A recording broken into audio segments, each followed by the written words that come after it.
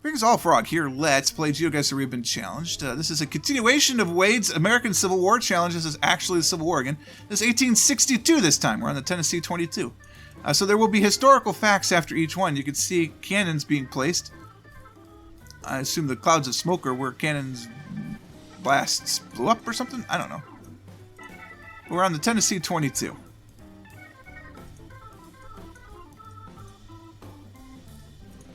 Sleepy hair, maybe.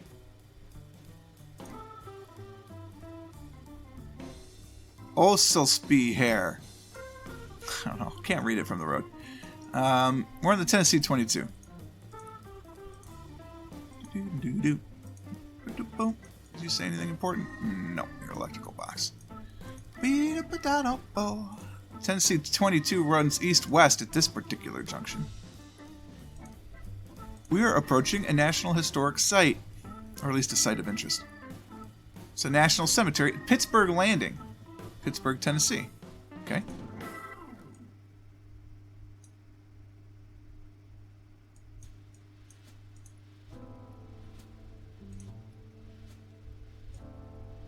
I cannot go into Pittsburgh Landing.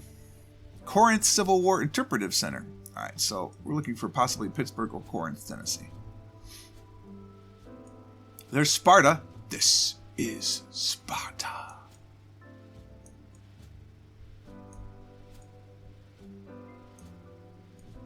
None of those appear large on the map.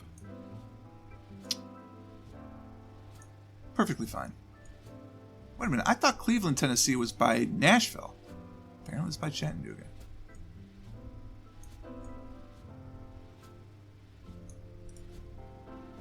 Alright, we're going to zoom in close enough to hopefully get to the 22. And maybe also find Pittsburgh or Corinth. I'm looking for numbers and names at the same time, though. That's never a good sign with me. Clarksville, that's what's by Nashville. Never mind. Carry on, Cleveland.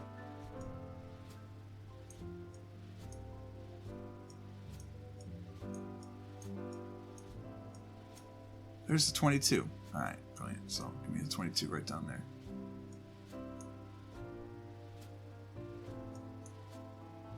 Does it end there? It appears that it might.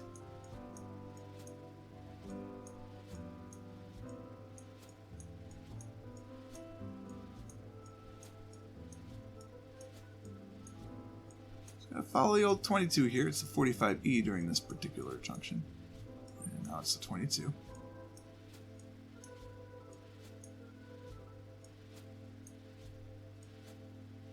Dresden.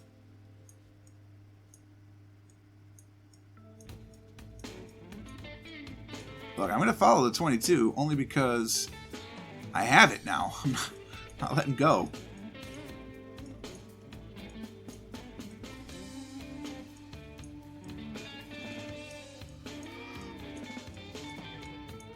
Huntington-McKenzie Road is the 22.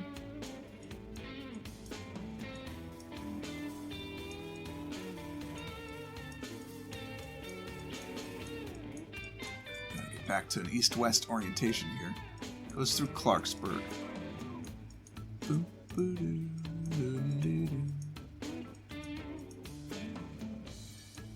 Gray used to mean military. Now it appears to mean city. Very confusing. Ah, crap. I guess the 412 is 22.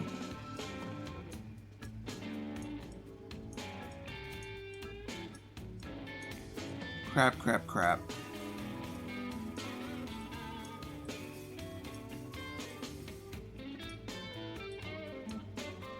Oh, God, we lost it. Damn.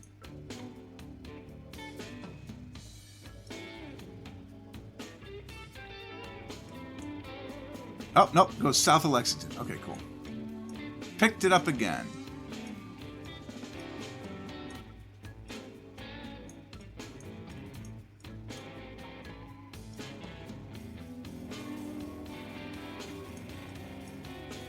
Oh.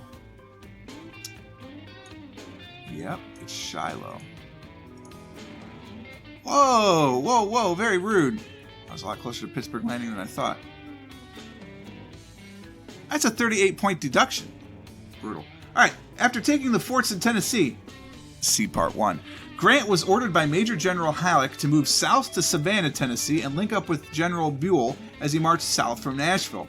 The goal was the rail interchange in Corinth, Mississippi, just across the border. Oh, really? Oh, okay. Grant was drilling his new troops, totaling nearly 45,000, as he waited, rather than establishing fortifications. Albert S. Johnston, the most experienced Confederate general, took a force of 40,000 of his own to challenge Grant before Buell could arrive. Rain cost him crucial time in his advance, but he still somehow surprised Grant's forces on April 6th. Their plan was to uproot Grant's right flank and push him away from the river, cutting off naval support and a line of retreat. The battle soon became very confused, and this plan went out the window. Nonetheless, Grant's divisions were pressed steadily back. Fighting was intense, especially at the strong point in the lines known as the Hornet's Nest, where Johnston was mortally wounded. Eventually, Grant's line stabilized, having been pushed straight north, not west, into the swamps as Johnston had hoped. At the end of the day, Buell's advance elements had begun to arrive along with distant formations of Grant's army. On the second day, Union forces counterattacked and drove the Confederates back over the same ground they'd won the previous day. By the end, both sides were exhausted, but the Confederate forces had withdrawn. Shiloh was the bloodiest battle in U.S. history to that point, with over 1,700 killed and 8,000 wounded on each side. Well, there you go. So the Battle of Shiloh, or the Battle of Tennessee, depending on which side you were on. Unless they called it Glover Branch or something. Or probably the Tennessee. We're on the Los Angeles 23. Wow, I didn't even know LA existed back then. Of course it did, and of course it's Louisiana. Fort Jackson, Louisiana 23. Alright, well.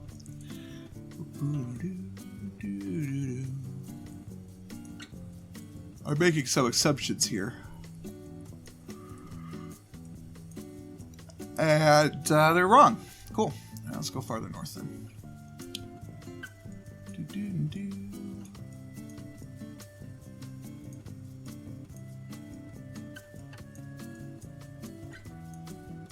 Huh.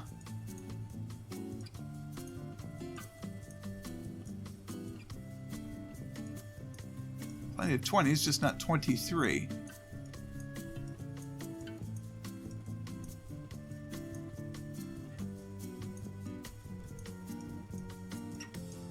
Seem rather far south, but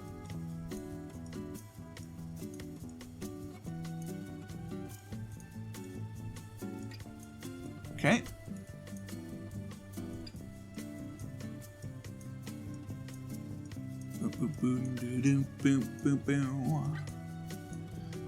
Where are you, 23?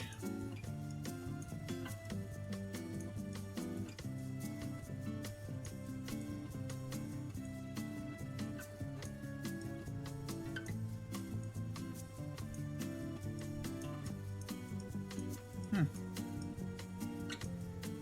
22's behaving. There's 23.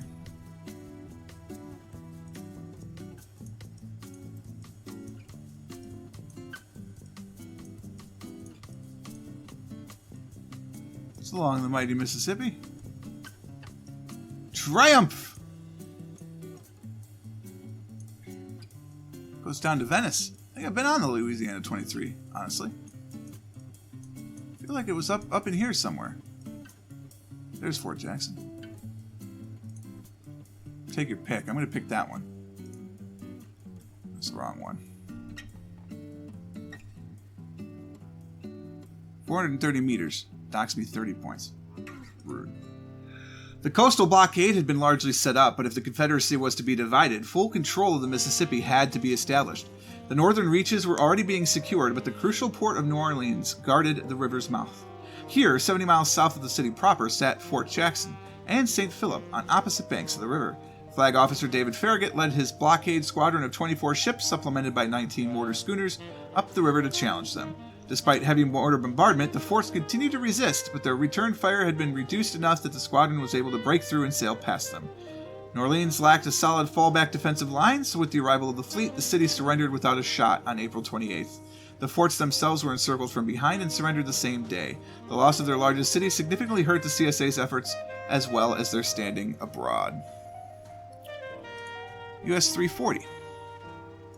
This looks like Tennessee again. Let's see what it says up here.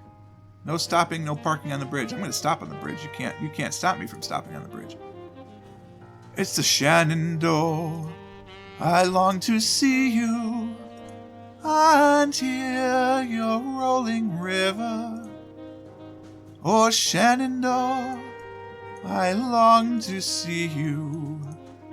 Away, we're bound away across the wide Missouri.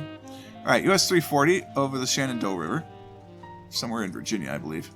I don't know exactly. I can sing the song, but...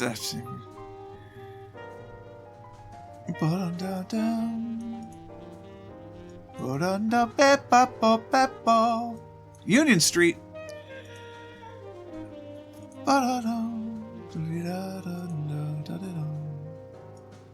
Cold filtered Miller Genuine. When you can't drink piss because it's too warm, drink Miller Genuine. Genuinely bad.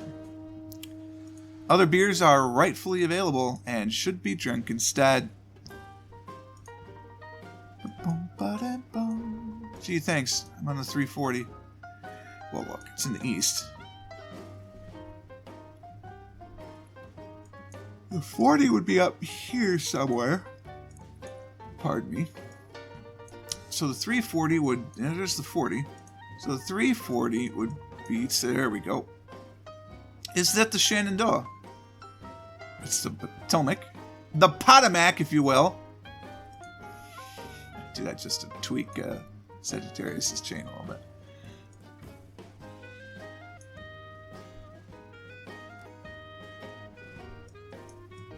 Where else does the 340 go?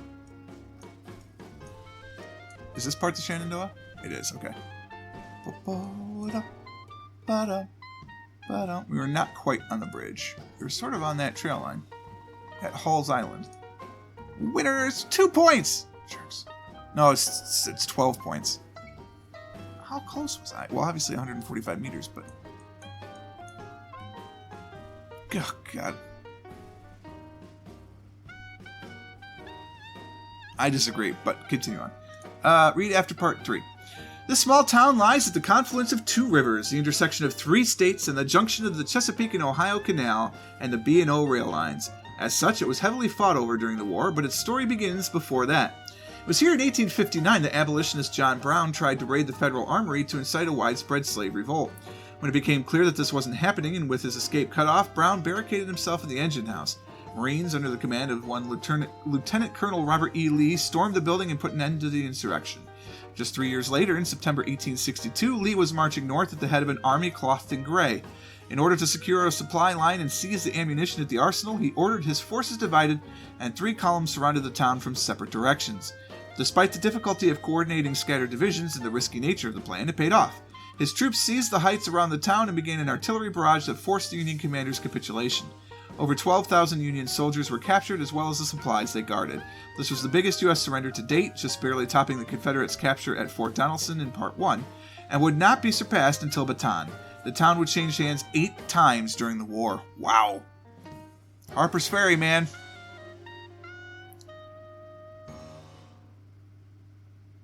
Cool. The only reason it's part of 3 states because West Virginia said, screw you, Virginia, we're sticking with the Union. We're in a field. Good Lord. That's unfortunate. Oh, God. Barricades. Cool. Audio post 5. Hopefully not 5 miles.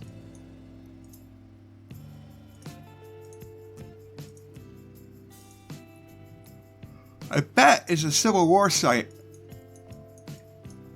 Wow, it took me that far beyond? To infinity and beyond, it felt like. I want to read this. Pennsylvania Volunteer Infantry, 1st Brigade, 3rd Division, 2nd Corps, September 1862.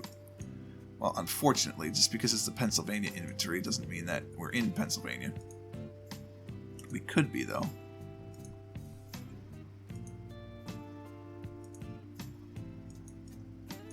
It's crazy. She looks like somebody I know.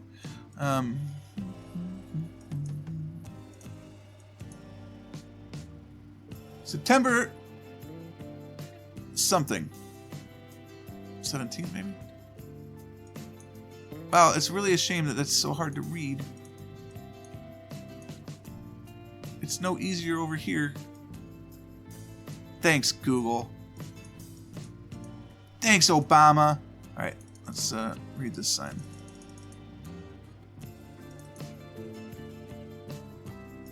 USA 2nd Army Corps, Kimball's Brigade, French's Division, Brigadier General Nathan Kimball, commanding. All these people.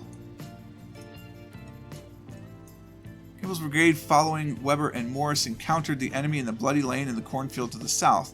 The contest there was of the most desperate character and continued until afternoon, when, supported on the left by Richardson's division, the brigade attacked the enemy and gained the Bloody Lane. An attack on the right flank was met and repulsed by a change of front of the Ohio and Indiana regiments, forming the right wing of the brigade in its final assault on the enemy's position. Damn it! Okay. The Bloody Lane. I don't know where that is. Okay. Let's continue along the road. Neat monuments and markers. It's the Bloody Lane. Another Pennsylvania volunteer infantry.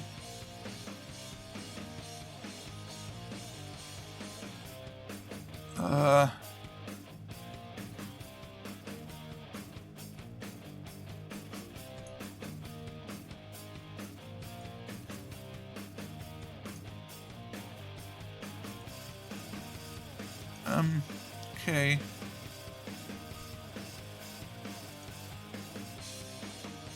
says Maryland. 5th Maryland Infantry. Lots of people participated.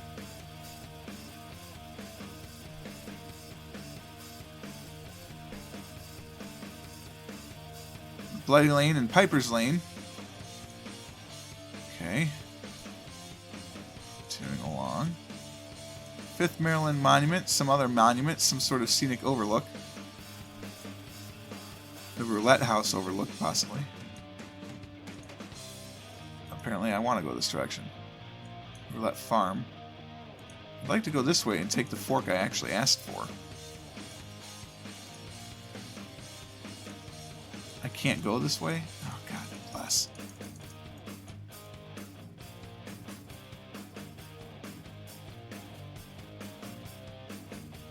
Piper's Cornfield. Northwest corner of Piper's Cornfield. Great. Fantastic. Yay. Okay. Let's go that way.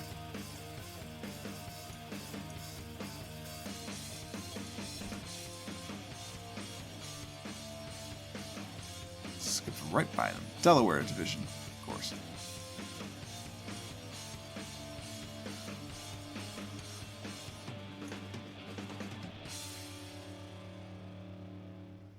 Oh, God, come on! I don't know where the Bloody Lane was.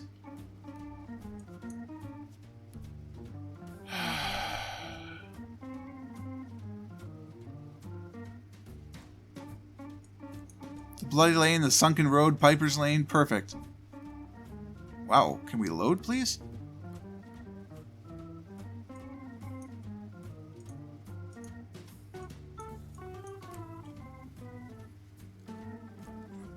Ba-doon-doo-doo. Okay, perfect. Let's go to the tower.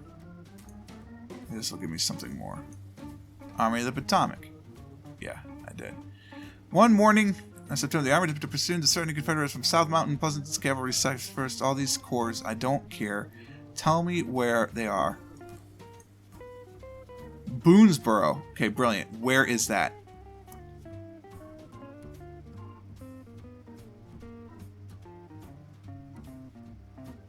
Elk Ridge, perfect.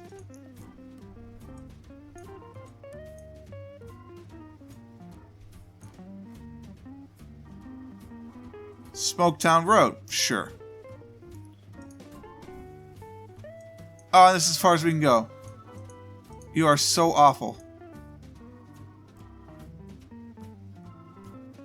I have no idea where we are. Somewhere in Virginia. Farther north, Sharpsburg, in point of fact. Read after round 4. No sooner did General Stonewall Jackson capture Harper's Ferry than he and his men were ordered north to join the battle at Sharpsburg. Lee had invaded Maryland, then a slave-holding state, with about 55,000 men to sow dissent and confusion, recruit more troops, and seize supplies. His presence would also threaten rail links between major cities and hopefully influence upcoming elections. Moving to block him was General McClellan, with 87,000. Lee had deployed his forces along Antietam Creek, for which the battle would be named, but had only 18,000 at first. Well, it depends on which side of the war you are, aren't you? It's the other side, call it Sharpsburg. Jackson and other columns would rejoin during the day. The battle took place over a 4-mile line and consisted of several separate engagements. In the northern sector, at first light, a bloody series of skirmishes were fought back and forth across a cornfield, ending in stalemate. To the south, at the end of the day, General Burnside's men tried mightily to take control of a bridge over the creek and advance up the heights behind it, but the arrival of fresh forces from Harper's Ferry pushed them back to the bridge itself. The area where I started is the cornfield adjacent to the sunken road, also known as Bloody Lane. Here, in the center of the lines, a brutal struggle to take this defensive position was carried out. Eventually, the Union forces were able to flank the road and fire down it, pushing back at the remaining Confederates. Each section caused many casualties, making this the bloodiest single-day battle in American history. Over 1,500 were killed and 10,000 wounded on each side, many of whom would succumb in the days after. Although it was essentially a costly draw, Lee was forced to retreat and give up his plans in Maryland. Alright, round 5. We're on the sunken road. Hilarious. So I'm assuming we're by Sharpsburg. But, of course, we wouldn't be because that would be too easy. Trench Hill, sunken road. Well, I mean, shoot. Let's check out Sharpsburg. Back to Sharpsburg we go. There's going to be more, I think, to see it. Am I just offline? I'm offline. Sharpsburg.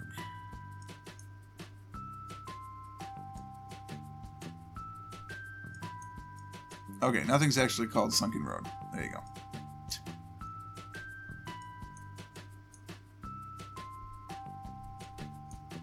Alright. You had to check. It had to be stop number 1. And Mari Avenue. Mary with an E. Excuse me, do I have any? Oh, I do. Good.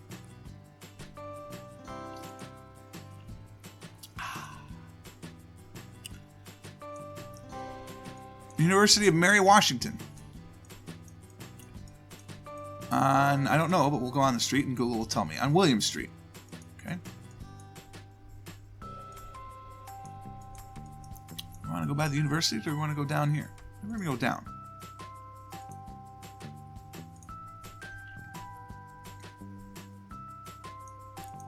$3.70 for gas. Oof. How old is this picture?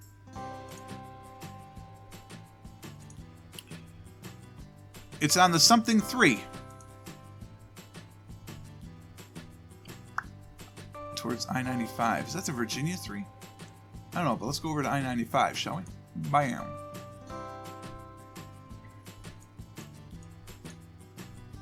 It's not Maryland. That'll happen to the 95. Disappears, becomes a 395 through Washington. Probably. Looking to see if I could see a road 3 somewhere. And it's not likely Maryland. I don't think there was fighting in Connecticut or Delaware. Yeah, probably. I honestly don't know what Delaware streets look like. I don't see a street 3. Oh, there's a 3. Alright, let's look around this area here.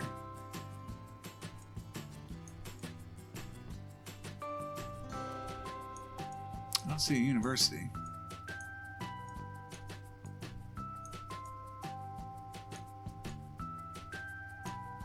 I guess we're going to go towards the 95. Wait a minute. Is the 95 back this way? Is that what it's trying to tell me? Yes, it does look like the 95 is back that way. Alright, fine. We will go past the college. So there.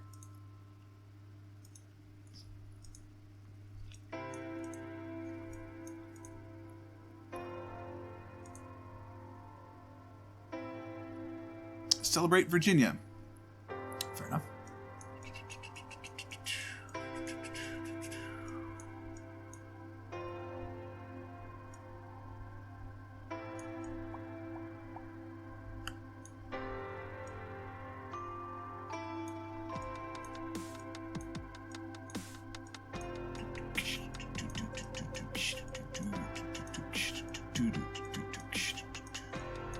See, there's Virginia 3, Fredericksburg.